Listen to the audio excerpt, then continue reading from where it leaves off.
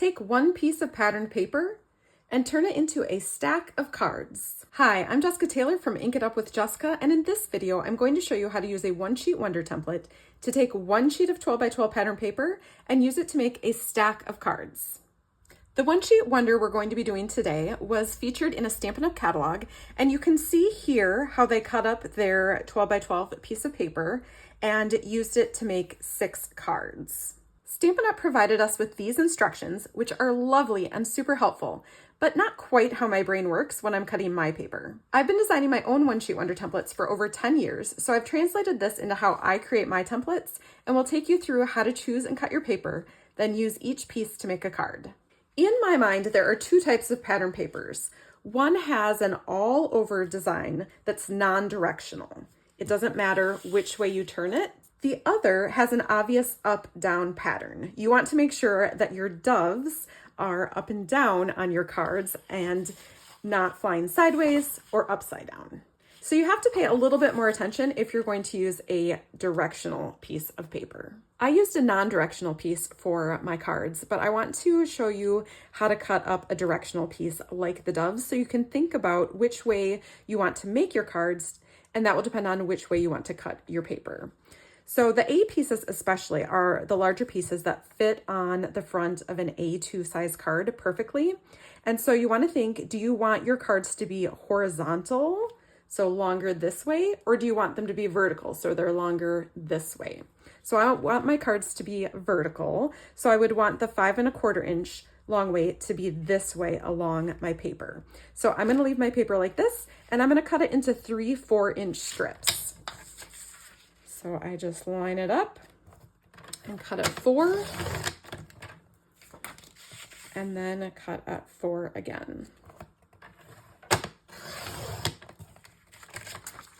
These 2 strips are actually cut the same. We're gonna cut 2 pieces that are 5 1/4 inches, and I would cut these first because if this ends up not to be exactly 1 1/2 inches, that's gonna be okay. It's more important to me that my 5 1/4 inch pieces fit on the front of a card. So I'll cut it at 5 1/4 and at 5 1/4. And you'll also notice that I call my pieces by letters instead of numbers like Stampin' Up! Did. So these would be my A pieces, and then this would be a B piece. Now, Stampin' Up's designer series papers are double-sided. So if this isn't exactly a piece that you would want to use this way, you can always turn it over and see what it looks like on the other side. So for my next one, I'm gonna cut at 3 3/4 inches. And that will give me what I call a C piece. And then I'll cut at 5 1/4 inches. That will give me another A piece. And then I'm left with a D piece that is 3 by 4. This is one of my favorite sizes of paper from designer series paper because you can get 12 of them out of one sheet. So this is like the original and easiest one sheet wonder. So I use those sizes a lot. Then I'm gonna go back here, and again, I'm gonna cut the 2 5 1/4 inch pieces so that I get 2 more A pieces. And that will leave me with 1 B piece. Now, when I design my templates, I usually don't have the letters hop around like that. However, you'll notice that Stampin' Up! Designed this template exactly around this piece of tree paper. So they wanted to use this big tree here on a card, which is why they kind of shifted things and cut that piece out of the middle, and maybe why they cut these pieces from the bottom of this instead of from the top and having the smaller piece down here. Either way, you can end up with lots of pieces that you can use to make cards with. Let's take a little bit closer look at these cards and how these pieces fit on them. So you can see I mentioned that an A piece fits directly on an A2 size card. So this is a card that has a finished size of 4 1/4 by 5 1/2 inches. And then there's different ways that you can decorate them. Let me pull the mini catalog page back in again. Hopefully it's not too much of a glare, but I tried to pattern this card off of this one. Obviously I'm using very different supplies, but I kept my greeting up at the top and I added some kind of die cut pieces like they did behind their greeting as well. For this card, I patterned it a little bit off of this card and moved my greeting down and to the right, and then added a few die cuts around it.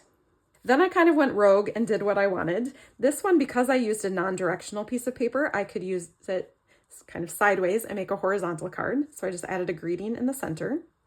This one, I took a die and I cut the center out of my designer series paper, and then I used the next size up die to create a mat for it. So it kind of makes the center pop out at you.